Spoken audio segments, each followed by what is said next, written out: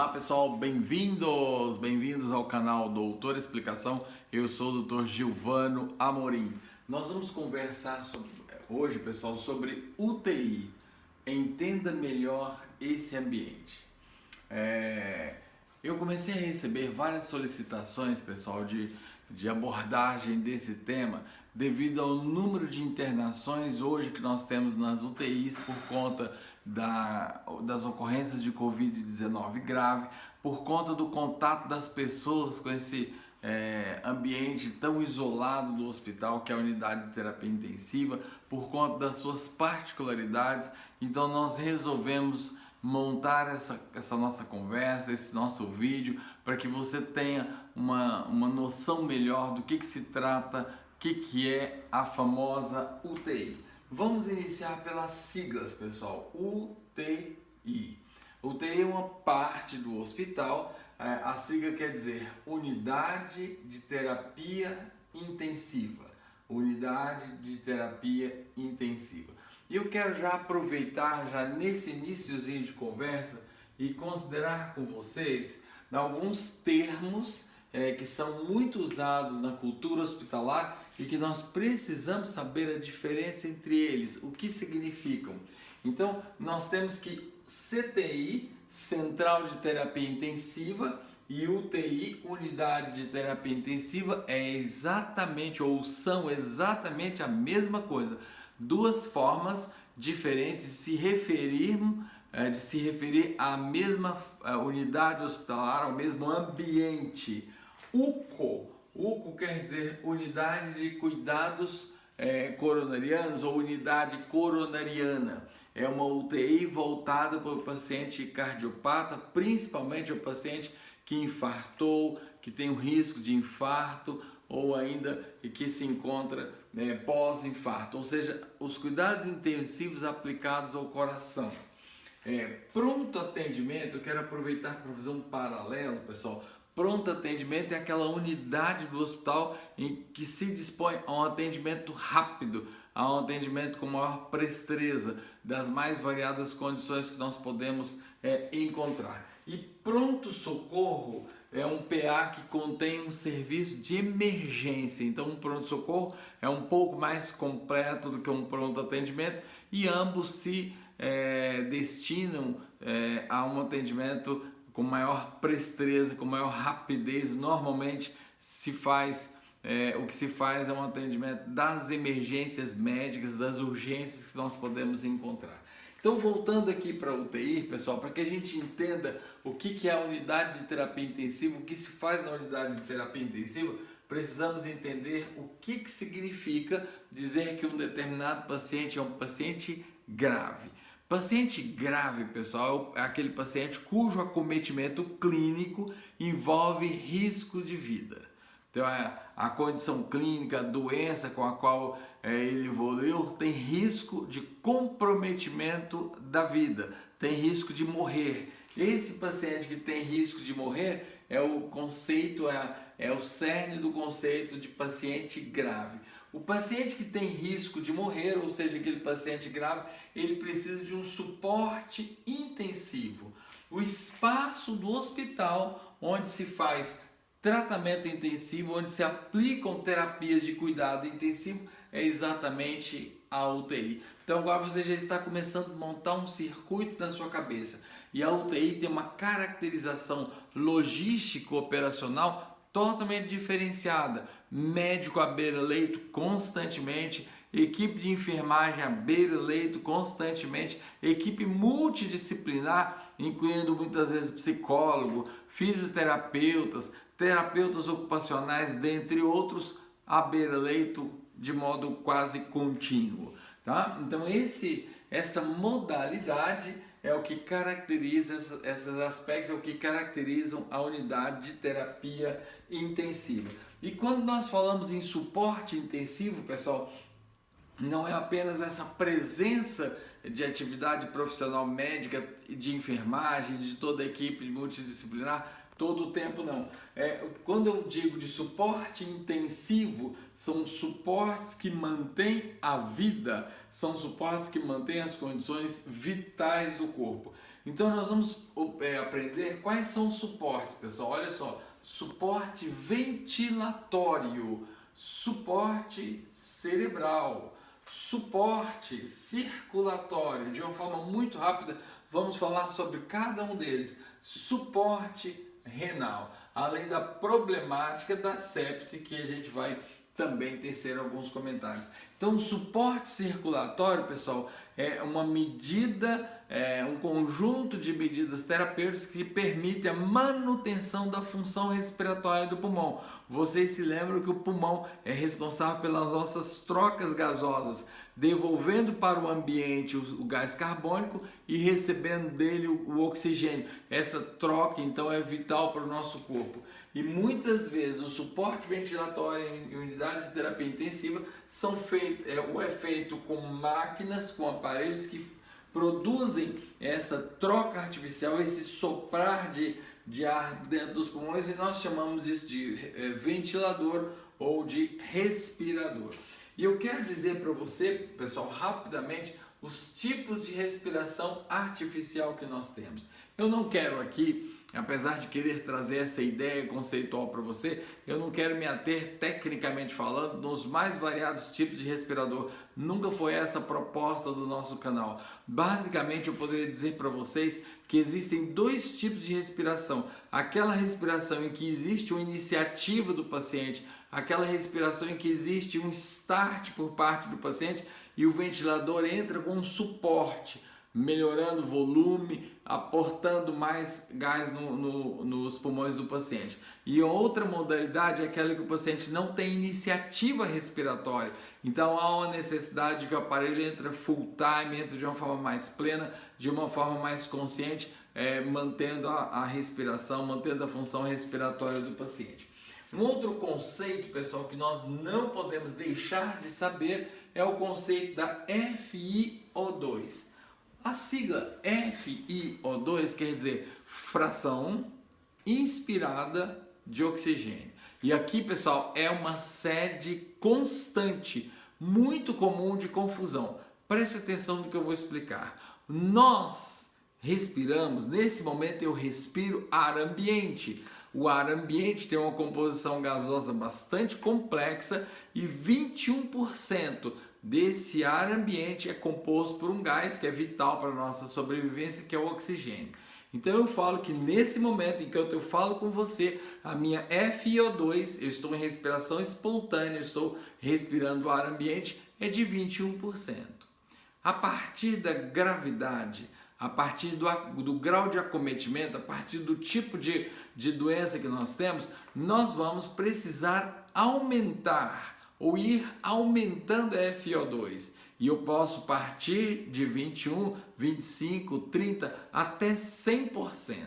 100% de FiO2 quer dizer que o paciente respira oxigênio puro, não há nenhuma outra composição gasosa, mas uma respiração de oxigênio puro. E aqui qual é a sede da confusão, pessoal? As pessoas confundem a fração, a porcentagem de oxigênio presente naquele ar que é insuflado dentro dos pulmões com participação da máquina. Cuidado, isso são aspectos totalmente diferentes. Eu posso ter uma condição em que a máquina é mandatória, é necessária, em que o indivíduo não tem iniciativa respiratória nenhuma, no entanto, a fração inspirada de oxigênio é de 30%, por exemplo. Em contrapartida, eu posso ter condições em que o indivíduo tem uma iniciativa respiratória, o respirador entra ali só como um auxiliar, uma complementação, no entanto, com uma necessidade de FiO2 bastante elevada, muitas vezes beirando 100%. Então, por favor, pessoal, não confunda fração inspirada de oxigênio, quanto de oxigênio há no ar que é insuflado nos pulmões, com participação e ou dependência do aparelho para que se faça a função respiratória. São duas coisas diametralmente opostas, são duas coisas não diretamente relacionadas. Então, o suporte ventilatório, pessoal, é esse primeiro suporte que eu quero mencionar para você, quando nós propiciamos a manutenção da respiração, a manutenção da função ventilatória dos pulmões. O outro suporte muito importante é o suporte circulatório. O suporte circulatório anda de mãos dadas com o suporte ventilatório. Circulação, pessoal, é a capacidade do sangue de se mover, de se deslocar pelos nossos vasos, para que ele, passando por todos os nossos tecidos, retire gás carbônico, entregue oxigênio. Então, na verdade, na prática, nós temos que as funções ventilatória e circulatória são imbrincadas, andam de mãos dadas. Então, quando eu faço suporte ventilatório, eu preciso pensar em suporte circulatório. Quando eu faço suporte circulatório, eu preciso pensar no suporte ventilatório. Eles caminham junto.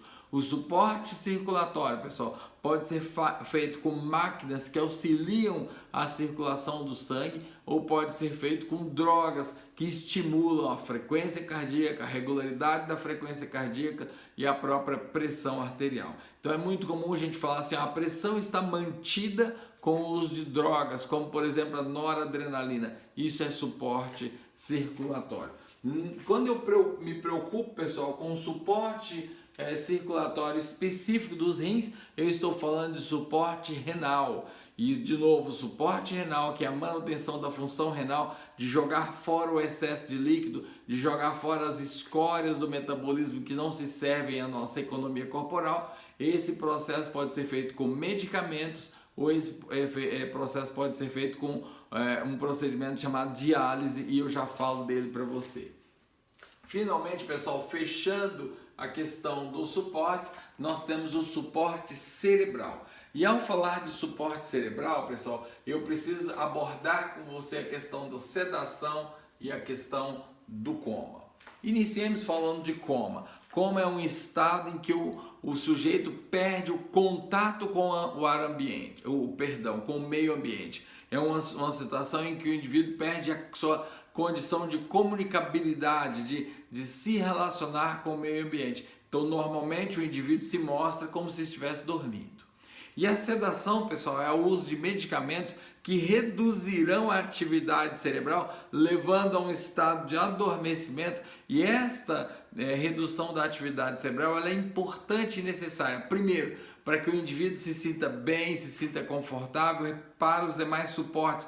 Por exemplo, para suportar uma ventilação espontânea, para suportar uma ventilação artificial que é por demais desconfortável. Então, a gente faz uma sedação, deixa o paciente mais relaxado, deixa o paciente mais tranquilo. Mas muito mais do que isso, pessoal, faz-se sedação também para que o metabolismo cerebral reduzido seja menos exigente de oxigênio. A chegada do oxigênio que estará prejudicada pela função ventilatória ruim ou pela função circulatória ruim ou por ambas, então agora que eu tenho um oxigênio que requer menos, um cérebro que requer menos oxigênio, eu tenho então uma condição do cérebro se preservar em relação a apresentar lesões. Então a sedação é uma parte do procedimento do suporte cerebral. Suporte cerebral é o conjunto de medidas, pessoal, que visam preservar a função cerebral, preservar o cérebro de sofrer dano diante dos acometimentos do paciente grave.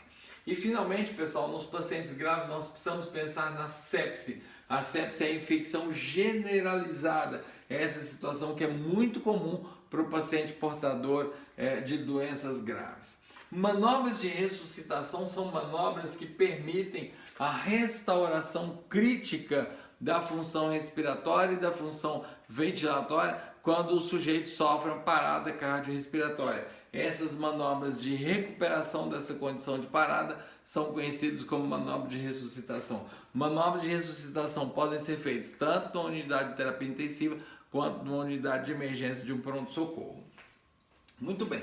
Então, pessoal, alguns conceitos para nós chegarmos no bojo da mensagem de hoje, alguns conceitos envolvidos muito importantes. Primeiro, intubação e extubação. A intubação é a passagem de um tubo pela nossa via respiratória, ou seja, a colocação de um tubo na traqueia que permitirá as trocas gasosas com o ventilador. E extubação é a remoção desse tubo.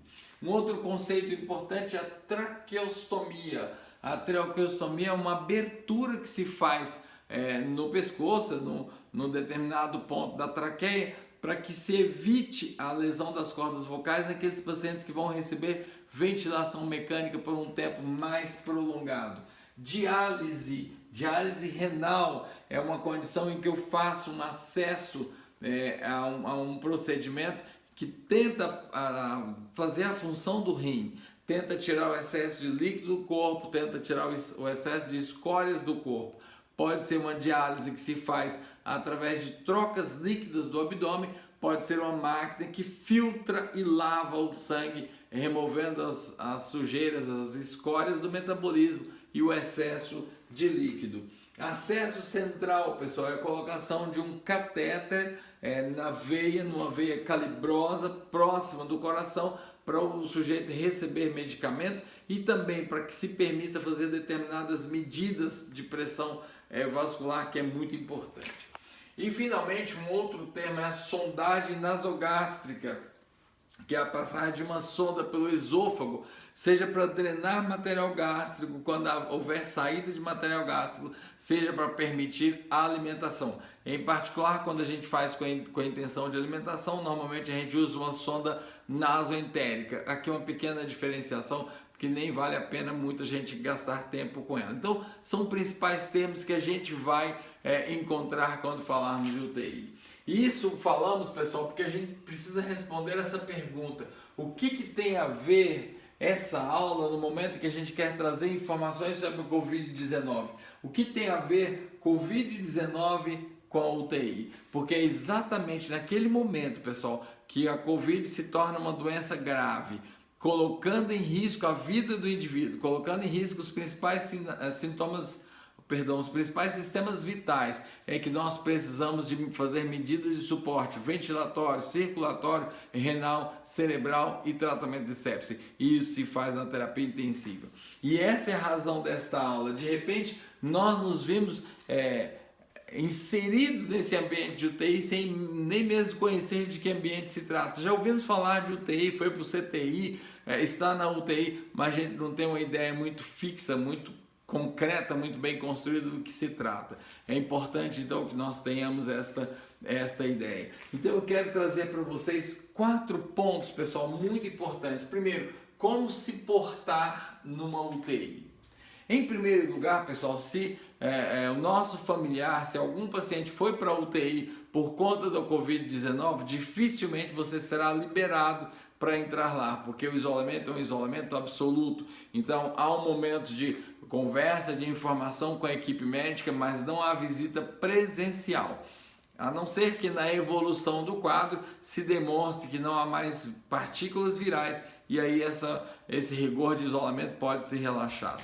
Então eu quero dizer para vocês como que eu devo portar. Em primeiro lugar, pessoal, atender a todos os requisitos. Uso de máscara, uso de propés, uso de aventais, tudo que for determinado de acordo com o nível de isolamento que o paciente tiver. Segundo, é um ambiente em que você ouvirá som de alarmes, som de aparelhos funcionantes, e é normal que aquele burburinho nos assuste um pouquinho. Você vai ver várias máquinas, você vai ver vários aparelhos ao lado de cada paciente. É um ambiente para se falar baixo, é um ambiente para nos contermos, é um ambiente de silêncio, é um ambiente de calmaria, é um ambiente que a gente não deve se exceder em relação às nossas manifestações pessoais. É um ambiente que a gente deve, em tendo oportunidade, ao visitar o nosso paciente, manter em mente esses aspectos, pessoal. Isso é muito importante. Você até pode falar com o seu familiar, você até pode tentar manter um contato, se ele tiver sedado em como você não vai ter evidência dessa resposta, mas efetivamente nós nunca sabemos com segurança o que e quanto o paciente ouve quando está grave. É muito importante que a gente não se escandalize, por exemplo, porque eles estarão sem roupas, eles estarão com roupas apropriadas de UTI, são roupas muito econômicas para que boa parte do corpo se mostre despido e acessível a eventuais manobras que precisarem ser tomadas com presteza e tomadas com rapidez.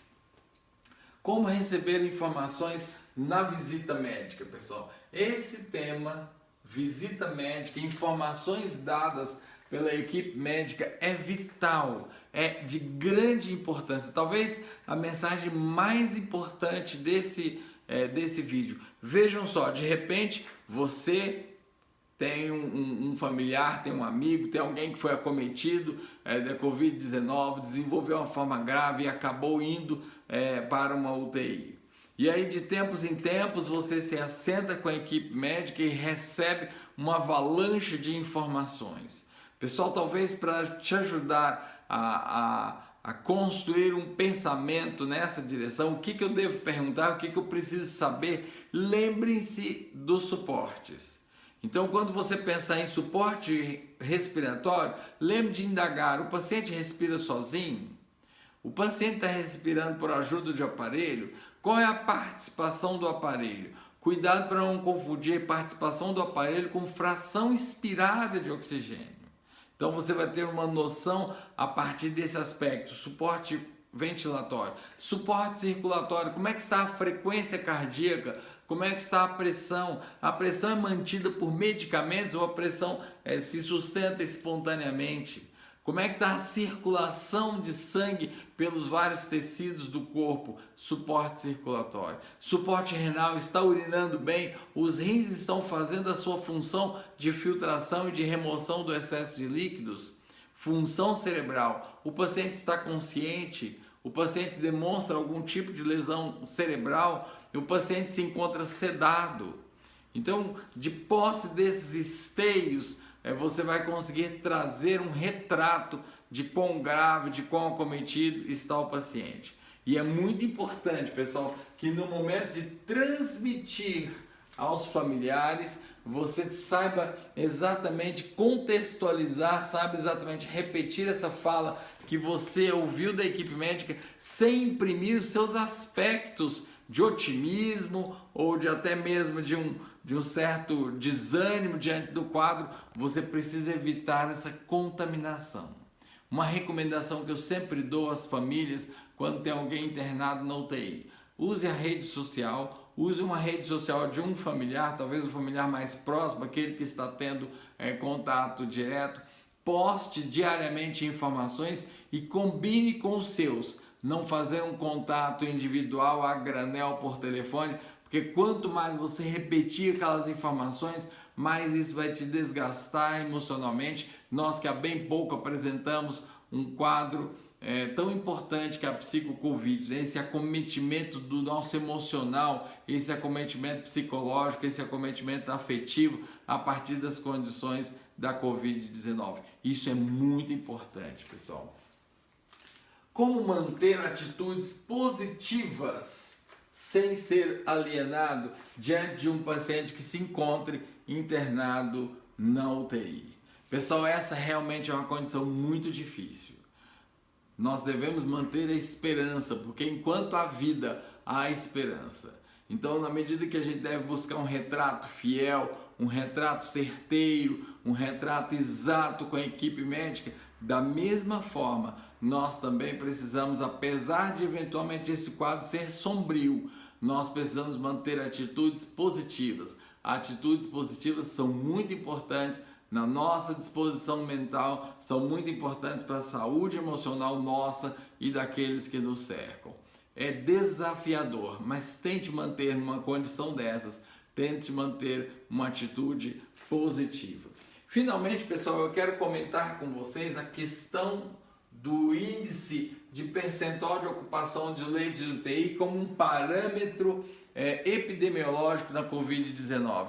Olha só, pessoal, vocês têm ouvido na mídia, a porcentagem de ocupação de leitos de UTI é um dos parâmetros para se medir as medidas que deverão ser adotadas e para se aferir o respaldo, o resultado dessas medidas populacionalmente falando, isolamento, lockdown e por aí vai.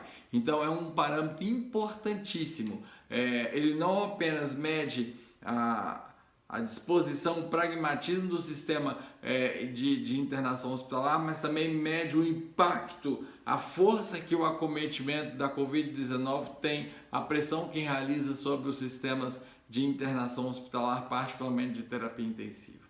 Um importante índice. percentagem de ocupação de leitos de UTI.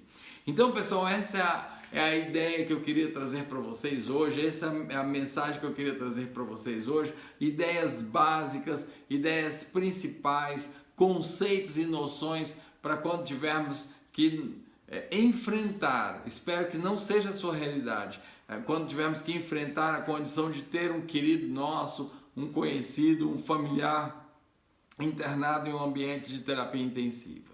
De posse desses aspectos, de posse dessas informações, creio que será muito mais fácil, creio que será muito mais leve, creio que será muito mais ameno passar por esse tempo de visitação em UTI, de recepção de notícias, de informações médicas.